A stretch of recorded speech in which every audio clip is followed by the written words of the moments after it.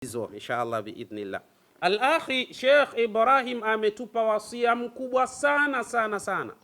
Miongoni mwa wasia ambayo alotupa al-akhi Sheikh Ibrahim ni wasia wa majina. Tunapowaita watoto wetu majina mazuri, tunawaandalia mambo mazuri, na tukiwaita majina ya hovyo hovyo, tunawaandalia uhovyo pia katika hali za namna hiyo. Kwa mfano, hata ukisoma katika kitabu hiki, hii kitabu kinaitwa Jawahiru Lammaa fi ilaji almasi wassar'i walaini wattayrati fi alwaqti wasaa, kimeandikwa na taalifu fadilatu Sheikh Ahmad ibn Abdul Malik Az-Zaghabi.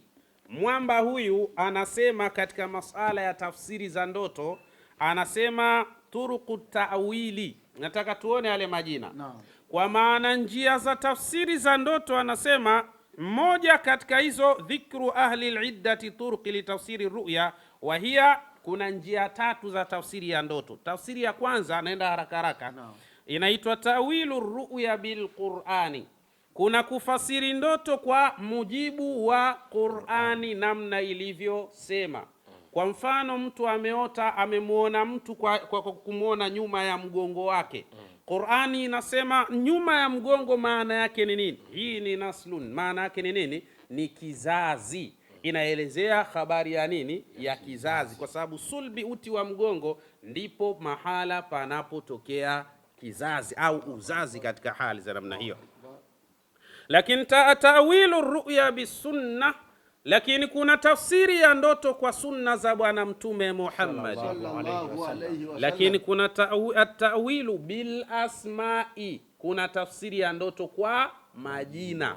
Yani mtu inawezekana katika umelala, alafu ikakujia ndoto. Katika ndoto ambayo ilokujia, ukawa wewe umeambatana na mtu anaitwa Tabu. Ndani ya ndoto yako mnasafiri au mnakwenda katika mahala, sehemu ya mipango ya kazi, ishara kwamba hii ndoto inakwambia kwa kuwa umeambatana na mtu anayeitwa Tabu, ishara ya kwamba hicho unachokiendea unaiendea tabu katika hali sana namna hii. Sasa hii ni hatari, ndio maana majina ni kitu bora sana sana sana kabisa. Tafakari katika kumwita mtoto wako jina. Wengine wanapata madhara kwa sababu ya majina tu. Fatahmilu ala dhahiri lafdhi, wanasema wataalamu wa masala haya, kwa maana ndoto huwa inabeba udhahiri wa neno lenyewe. Umeambatana na mtu anaitwa Shida, unakwenda katika mpango wa kazi, ndoto hiyo. Alafu unaamka ukiwa umeambatana na mtu anaitwa Shida.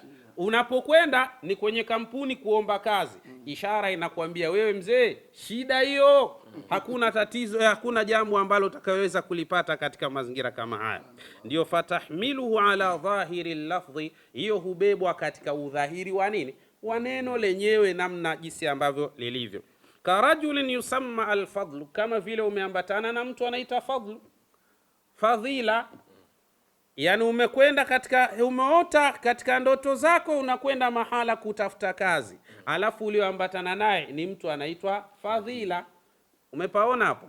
Ishara ya wazi kabisa inakwambia we mzee, unakokwenda ndipo na unachokifata utakipata biidhnillah subhanahu wa ta'ala.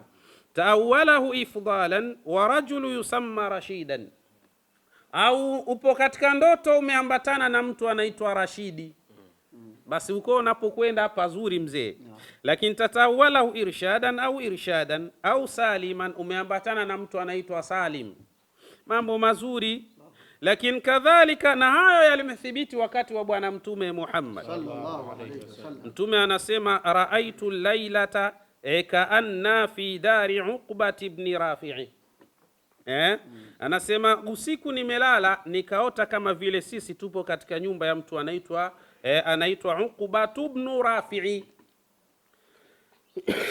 Faatainahu biratbin ibni Taba, kisha baada ya hapo tukaondoka tukaenda kwa mtu anaitwa Ratbi ibn Taba. Sasa faawaltu anna rafa'a, anasema nikatafsiri ya kwamba huyu rufa lana fi dunya wal akhirah, hichi ni cheo au daraja yetu duniani na akhira, kwa sababu tunakwenda kwa nani? Kwa bwana mkubwa Uqba ibn Rafi'. Rafi' ni daraja, ni cheo. Sasa tupo na mtu anaitwa cheo Rafi'. Huyu Rafi sasa maana yake ni fataawaltu au faawaltu anna ar-ruf'ata lana fi dunyati wal akhirah, kwamba hicho ni cheo chetu cha hapa duniani na akhira.